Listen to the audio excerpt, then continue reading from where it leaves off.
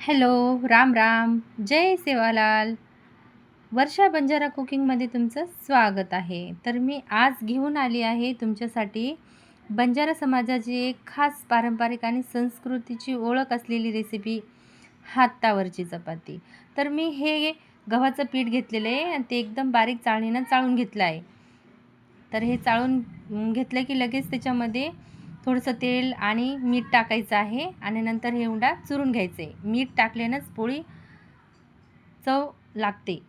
आणि हे थोडं थोडं पाणी टाकून याला असं दाबून दाबून दाबून मळून घ्यायचं आहे. कारण याला सगळी प्रोसिजर म्हणजे जी मेहनत लागते ते फक्त हे पीठ चुरण्यालाच लागते.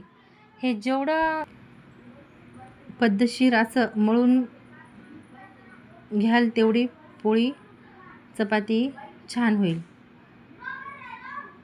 तर हातावरची चपाती मऊ आणि चविष्ट लागते.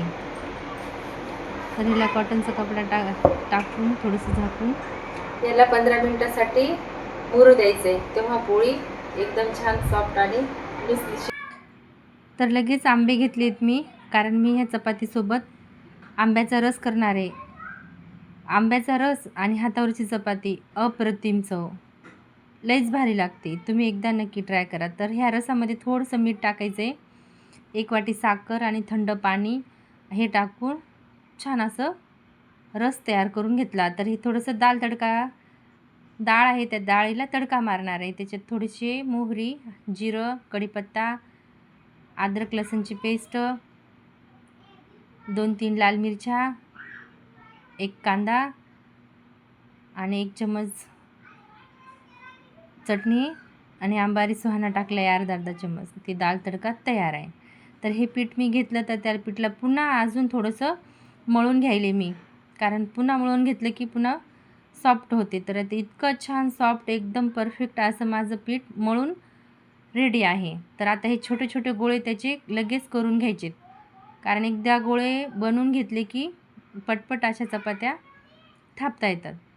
तर आता हे सगळीकडून असं थोडं थोडं दाबून घ्यायचं आणि गोल आकाराचाच पहिले करून घ्यायचं. तर मग हे थापताना गोलच चपाती येते.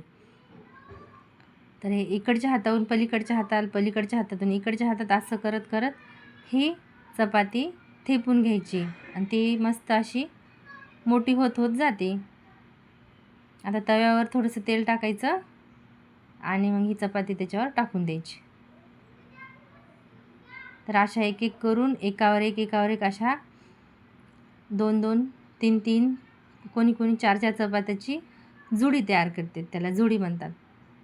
तर हे आता पुन्हा मी डबल घेतलं, डबल अशी लाटणार डबल अशी थापून घेणार हातावर. तर माझ्या हातावरच्या चपात्या तुम्हाला आवडल्या का, तर नक्की कमेंट करून सांगा. व्हिडिओ तयार करून तुमच्यापर्यंत पोहोचवायला खूप मेहनत लागते. तर तुमची एक कमेंट, एक लाईक माझ्यासाठी खूप अजून काहीतरी आणण्याची इच्छा जागृत करते आणि मी नवीन नवीन रेसिपी तुमच्यासमोर आणेल. तर आता एकावर एक अशा करून मी 3-3 चपात्याची एक जुडी तयार केली. तर तुम्ही खरंच ही चपाती एकदा ट्राय करा, खूप छान लागते. आणि हे फोडणी दिलेलं फिक्कं वरण, ही चपाती आणि त्याच्याबरोबर मस्त कांद्याची चटणी घ्यायची. काय चव लागते बाप्पा, खूपच भारी चव लागते. मला तर फार आवडते. आणि त्याच्यानंतर हे एक अशी फोडून घ्यायची आणि दोन्हीकडून त्याला भाजून डबल त्याला मधात टाकून द्यायची आणि असं तेल लावायचं. दोन्हीकडून भाजून घ्यायच्या म्हणजे मधातून कच्ची राहणार नाही. आणि ह्याला फुल गॅस पाहिजे. फुल गॅसवर ही जर बनवली ना ते एकदम मऊसूत होते आणि कमी गॅसवर अशी बनवली तर कडक होते. त्याला फुल गॅसवरच अशी भाजून घ्यायची. तर ही झाली माझी रेडी एक जुडी तयार. तर लगेच ही जुडी अशी भाजत आली की लगेच इकडे उंडा रेडी करायचा हातावर. तर आता ही मी लगेच दुसरी चपाती थापून घेणारे हातावर. तर कशा वाटल्या माझ्या चपात्या तुम्ही कमेंटमध्ये नक्की सांगा. माझा व्हिडिओ आवडल्यास लाईक करा, कमेंट करा. नवीन असेल तर सबस्क्राईब करा. पुन्हा एक बनवून घेतली. तर हे मी माझ्या पूर्ण अशा हातावरच्या चपात्या बनवून रेडी झाल्या. तर मी वाढायला घेत आहे ताट.